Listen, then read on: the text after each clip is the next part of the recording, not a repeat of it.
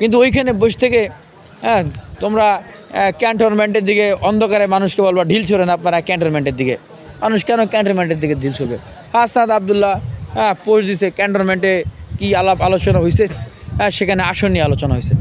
এখন আমরা কি কেউ দেখছি যে হাসনাত আবদুল্লাহ ক্যান্টনমেন্টে বৈঠক করছে? বলেন দেখছেন নাকি? 18 কোটি জনগণকে প্রশ্ন রাখতেছি, দেখছেন? দেখেন নাই তো। না উনি যে পোস্ট করছে ওইটুকু, তার আগে কি আলাপ হয়েছে, পরে কি আলাপ হয়েছে, ধরলাম যে মিটিং হয়েছে, আগের পরের আলাপ কি আমি শুনছি কেউ? এটার কোনো অন রেকর্ড আছে? দেখছেন? জানি না। তাহলে উনি বললো পোস্ট মেরে দিল একটা, আর আমরা বিশ্বাস করে ক্যান্টনমেন্টের দিকে ঢিল ছোড়া শুরু করে দিলাম। এটা কি অন্ধকারে ঢিল মারা না? আসিফ মাহমুদ বলতেছেন যে সেনাপ্রধান নাকি বুকে পাথর চাপা দিয়ে প্রধান উপদেষ্টাকে উনি মেনে নিয়েছে। আরে ভাই, তুমি 7 মাস পরে কেন এই কথা বলো? এতদিন এটা মনে ছিল না নাকি? মনে ছিল। কিন্তু বাস্তবতা হচ্ছে যখন ওনাদেরকে বলা হলো যে ঠিক আছে তোমাদেরকেও, তাহলে ঠিক আছে তোমরা সরকারে থাকতে চাও, তোমাদেরকেও 2-4 জন রাখা হবে, ওনারা খুশিতে গ্যালগেলা হয়ে গেল।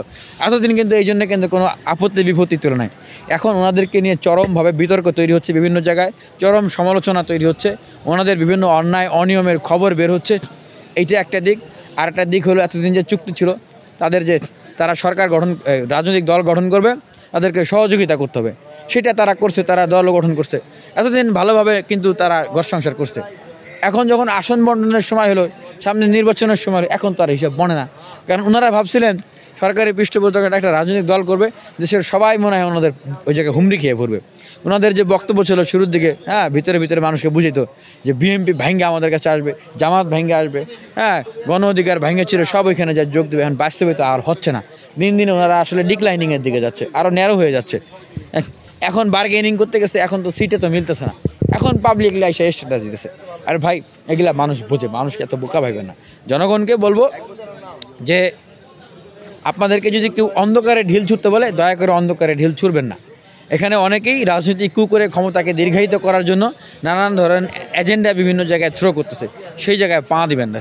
আর স্পষ্টভাবে যেটা বলবো, ক্যান্টনমেন্টের দায়িত্ব না যে কে রাজনীতি করবে কে রাজনীতি করবে না, নির্বাচন কবে হবে, কিভাবে নির্বাচন হবে, কারা কারা অংশগ্রহণ করবে, কাকে অংশগ্রহণ করার সুযোগ দেওয়া হবে, কাকে অংশগ্রহণ করার সুযোগ দেওয়া হবে না, এগুলো ঠিক করে ক্যান্টনমেন্টের দায়িত্ব না। অন্ধকারে ঢিল ছুটতে বলাটা এইটা একটা মানে উদ্দেশ্য প্রণোদিত, এটা একটা রাজনৈতিক কু।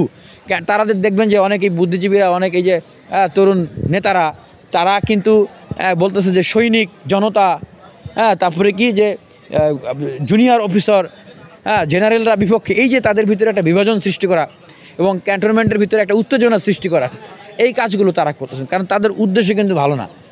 ক্যান্টনমেন্টের একটা অস্থিতিশীল অবস্থা তৈরি করে তারা তাদের মতো করে, আমি যেটা বারবার বলতেছিলাম যে রাজনৈতিক কু করা, তাদের মতো করে একটা রাজনৈতিক কু করার পায় তারা করতেছে, যেটা আমি স্পষ্টভাবে দেশের মানুষকে সতর্ক করার জন্য বলতেছি। তবে এটা বুকে হাত দিয়ে বলতেছি, যদি ক্যান্টনমেন্টের কেউ, কোনো অংশ, কোনো গ্রুপ গণতন্ত্র, মানবাধিকার, দেশের স্বাধীনতার সার্বভৌমত্ব, দেশের মানুষের বিপক্ষে অবস্থান নেয়, ফ্যাসিবাদের পক্ষে অবস্থান নেয়, পতিত সরকারের পক্ষে অবস্থান নেয়, অবশ্যই আমরা সেখানে বুক পাতি দেবো। কিন্তু সেরকম অবস্থান কি আপনারা দেখছেন এখনও? প্রকাশ্যে অন রেকর্ড তারা কোনো কিছু বলছে বা কোনো কিছু করছে? তো তার আগেই কেন অন্ধকারে তাদের বিরুদ্ধে আমরা ঢিল ছুড়বো? তাদের বিরুদ্ধে ঢিল ছোড়ার জন্য তো এনারা উস্কানি দিচ্ছে, কারণ ইনাদের স্বার্থ আছে, ইনাদের বনিবনা হয় নাই, ইনাদের স্বার্থ আছে যে তুমি আমার কথা শোনো নাই, আমি যতগুলো সিট চাই তুমি দিতেছো না, তাহলে তুমি বাদ, তোমার সেনাপ্রধান আমি থাকতে দেবো না। এটা হলো ডাইরেক্ট কথা, যে তোমার চালে আমরা সেনাপ্রধান থাকতে দেবো না, এরকম অবস্থা। তো এইটাই হলো বাস্তবতা। সুতরাং অন্ধকারে ঢিল ছোড়ার জন্য আমরা সবাইকে আমরা এই জায়গাটায় আমরা সতর্ক থাকতে বলবো, যেন আমরা কারো রাজনীতির বলির পাঠা না হই, আমরা যেন ব্যবহার না হই।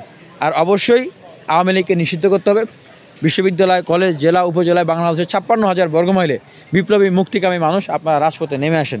কারণ আওয়ামী লীগ যদি ফিরে আসে, আপনার আমার জানমালের নিরাপত্তা থাকবে না।